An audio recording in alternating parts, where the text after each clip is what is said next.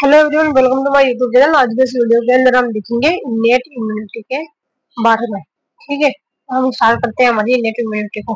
तो सबसे पहले हम नेट और ये जो अडैप्टिव इम्यूनिटी उनमें दोनों में उनकी स्पेसिफिसिटी देखें। देखो, जो नेट इम्यूनिटी होती है ना, उसकी स्पेसिफिसिटी वो क्या होती है, वो नॉन स्पेसिफिक, ठीक है, और रिकॉग्नाइजेबल ब्रॉड पैटर्न होता है उसका। ठीक है, जबकि जो अडैप्टिव इम्यूनिटी होती है ना, वो क्या होती है, स्पेसिफिक होती है और रिकॉग्नाइजेबल होती है। ठीक है, अब इनका रेस्पॉन्स टाइम देखें हम। रेस्पॉन्स टाइम, तो जो इनेट इम्यूनिटी होती है ना, वो क्या होती है, फास्ट होती है, इमीडिएट होती है। ठीक है, और जो अडैप्टिव इम्यूनिटी होती है ना, वो होती है स्लो होती है। वो मतलब कुछ एक हफ्ता, 1 से लेकर 7 दिन तक का टाइम लेती है और इनिशियल टाइम के लिए।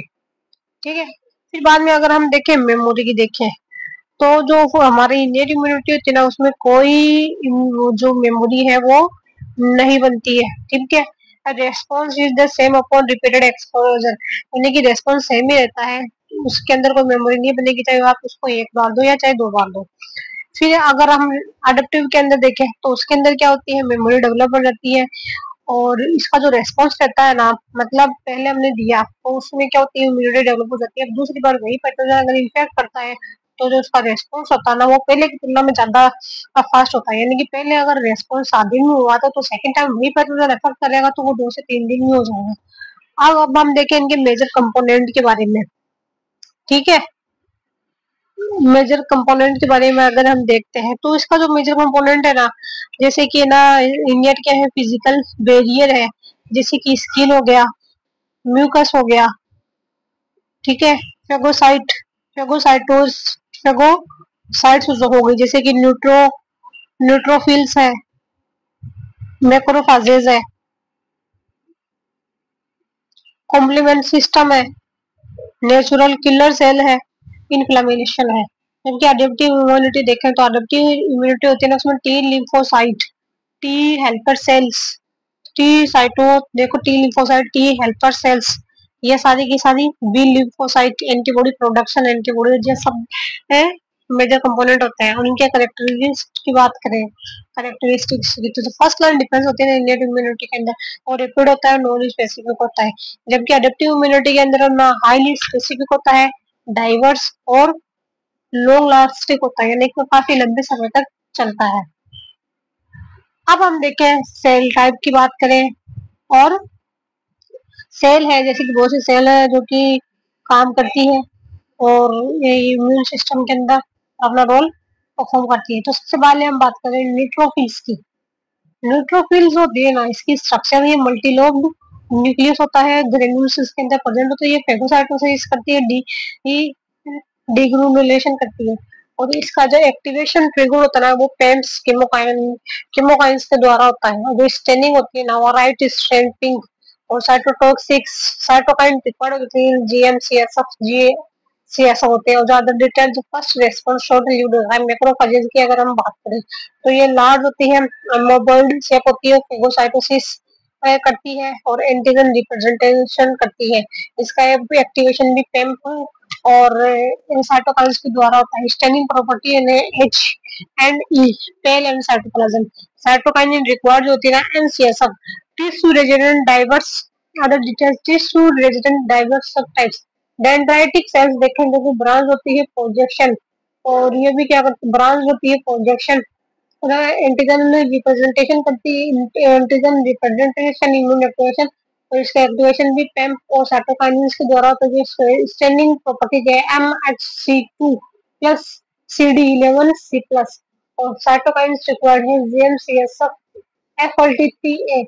अदर डिटेल है इसकी, bridge between इनेट and adaptive immune system. ये ब्रिज होता है किसके किसके बीच के अंदर, अडप्टिव और इनेट इम्यूनिटी के बीच में। अब देखिए हम नेचुरल कलर्स ले रहे हैं इनके सेल्स।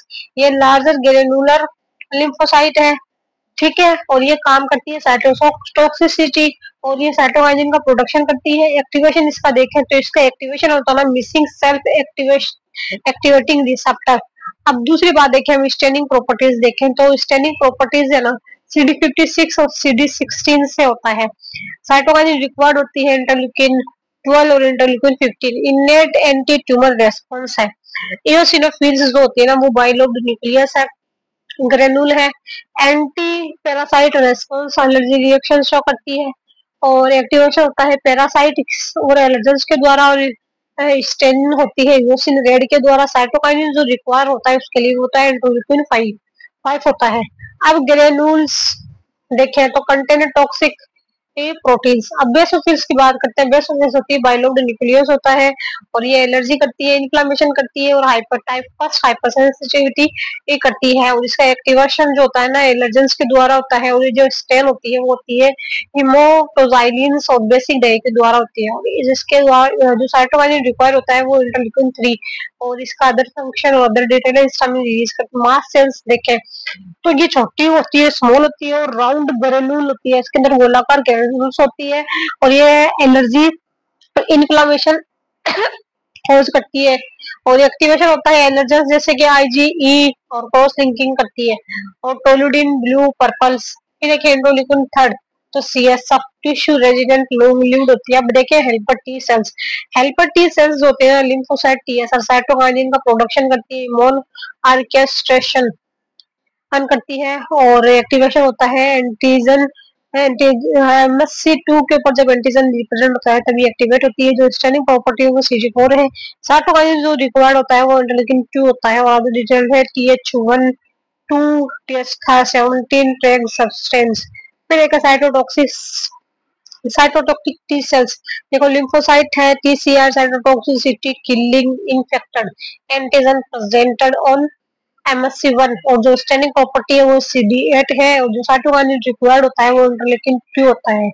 फिर अदर डिटेल देखें, देखो किल्स करते हैं वायरस इन्फेक्टर्स एंड ट्यूमर सेल्स।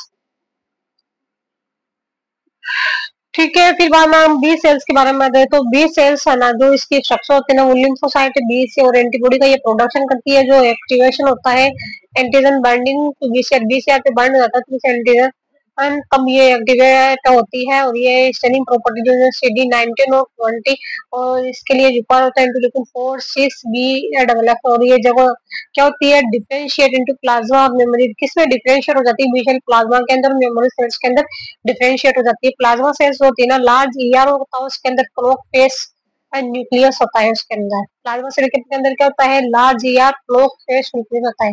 और फंक्शन देखिए, देखो एंटीबॉडी का प्रोडक्शन करती है। T help cell antigen, T help cell antigen. फिर देखो जो स्टैंडिंग प्रॉपर्टी है CD138 इंटरल्यूकिन 21 टर्मिनली डिफरेंशिएटेड होती है ये भी। अब देखो जो मेमोरी बी सेल है ना वो लिम्फोसाइट लॉन्ग लिव होती है, और एक्टिवेट होती है एक्सपोजर टू एंटीजन, और रिक्वायर होता है इसको CD19 और CD20 से रैपिड रेस्पॉन्स अपॉन री एक्सपोजर। अब देखें हम सेल मीडिएटेड और ह्यूमरल इम्यूनिटी के अंदर बात करते हैं फीचर्स की। देखें देखो जो सेल इन्वॉल्व होती है ना सेल मीडिएटेड इम्यूनिटी के अंदर, वो टी लिम्फोसाइट्स होती है, जैसे साइटोटॉक्सिसिटी सेल हेल्पर सेल्स और मैक्रोफेजेस नेचुरल किलर सेल्स। जबकि जो ह्यूमरल इम्यूनिटी होती है ना बी लिम्फोसाइट प्लाज्मा सेल्स ये सब इन्वॉल्व होती है। इफेक्टिव रेस्पॉन्स जो होता है ना destruction of infected cells tumour cells and foreign tissues. और जो ह्यूमरल इम्यूनिटी होती है ना वो प्रोडक्शन करती है IgM IgG IgM IgG IgA IgE IgD, इन सब का प्रोडक्शन करती है गेम जो होती है इफेक्टिव रेस्पॉन्स ह्यूमरल इम्यूनिटी। देखो जो सेल एक्टिवेशन होता है ना वो सेल एक्टिवेशन जो होता है इसके अंदर antigen presentation by MSC first antigen present होते हैं किसके ऊपर? MSC first molecule for cytotoxic T cell और MSC class second for helper T cell. और ह्यूमरल इम्यूनिटी के अंदर जो एंटीजन बाइंडिंग होती है वो बी सेल रिसेप्टर के अंदर होती है। टी सेल रेस्पॉन्स होता है ना टी सेल रेस्पॉन्स तो साइटोटॉक्सिक सेल्स जो होती है डायरेक्टली किल कर देती है इन्फेक्टेड हेल्पर टी सेल्स और एक्टिवेट कर देती है मैक्रोफेजेस एंड बी सेल्स को। और जबकि जो ह्यूमरल इम्यूनिटी होती है ना उसके अंदर क्या होता है, helper T cells provide essential signal for B cells activation and differentiation into antibody production and plasma. देखो जब वो ह्यूमरल इम्यूनिटी के अंदर जो टी सेल्स होती है ना, वो सिग्नल देती है बी सेल को कि तुम डिफरेंशिएट हो जाओ और एंटीबॉडी और प्लाज्मा सेल का प्रोडक्शन करो। देखो जो साइटोकाइन इन्वॉल्व होता है ना सेल मीडिएटेड इम्यूनिटी के अंदर, वो INF gamma TNF alpha interleukin 2, जबकि ह्यूमरल इम्यूनिटी के अंदर इन्वॉल्व होता है इंटरल्यूकिन 2 और 4 5 6 और 10। और इसका जो फंक्शन होता है ना, वो डिफेंस अगेंस्ट इंट्रासेल्युलर पैथोजन। जो ये सेल मीडिएटेड इम्यूनिटी होती है ना, वो क्या करती है, पैथोजन के खिलाफ हमको इम्यूनिटी प्रोवाइड करती है इंट्रासेल्युलर, यानी कि जो हमारे अंदर रहते हैं। जबकि जो ह्यूमरल इम्यूनिटी होती है ना, वो एक्स्ट्रा पैथोजन होते हैं ना, उसके खिलाफ हमको इम्यूनिटी देती है। एक्सटर्नल पैथोजन जो बॉडी के आउटसाइड रहते हैं। ठीक है, अब देखें malt mucosal associated lymphoid tissue. Lymphoid tissue associated with mucosal surface, example gut respiratory tissue. Lymphoid tissue associated रहते हैं किसी mucosal surface जैसे कि gut respiratory tract। फिर जो हमारी ह्यूमरल इम्यूनिटी वो क्या करती है, provide immune protection at mucosal surface. Mucosal जो सरफेस होते हैं ना हमारे, वहां से हमको क्या करती है, प्रोटेक्शन प्रोवाइड करती है। ठीक है, फिर बाद में अगर हम देखें कौन सा, गट एसोसिएटेड लिम्फोइड टिश्यू। तो सेल मीडिएटेड इम्यूनिटी के अंदर क्या होता है, ये एक पार्ट होता है मार्टिका लोकेटेड रहता है गट के अंदर। और जो ह्यूमरल रहती है वो प्रोटेक्ट अगेंस्ट इनसे इंडाइजेस्टेड पैथोजेंस। अब देखो इनेट इम्यूनिटी के और toll like receptor, broad pattern recognized by innate immunity. देखो टोल लाइक रिसेप्टर होता है ना, पैटर्न रिकॉग्निशन रिसेप्टर।